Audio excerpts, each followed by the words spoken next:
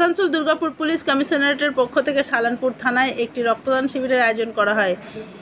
এদিন এই শিবিরের মাধ্যমে 60 ইউনিট রক্ত সংগ্রহ করা হয়। এদিন এই উপলক্ষে মুখ্যরূপে উপস্থিত ছিলেন এডিসিপি সালানপুর ভারপ্রাপ্ত আধিকারিক সহ বিভিন্ন আধিকারিকরা।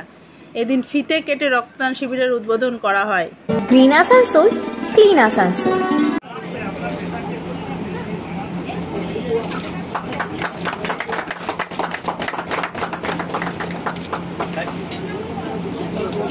উদ্বোধন আনুষ্ঠানিক উদ্বোধন হয়ে গেল।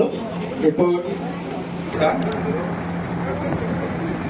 কিছুদিন ধরে আমাদের এডিপিসি বিভিন্ন থানায় যে উৎসর্গ যে কমিউনিটি পুলিশিং এর মাধ্যমে আমরা বিভিন্ন রক্তদান শিবিরের আয়োজন করে চলেছি।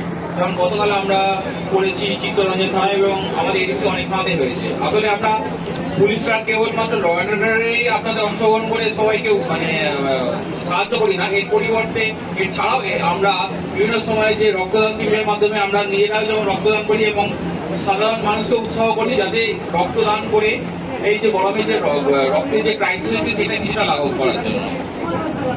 এর বাইরে আর তো আপাতত আমাদের প্রোগ্রামটা সুস্থভাবে শুরু করি, এরপরে দেখা যাক কি হয়। Thank you. আর কিছু বলছি।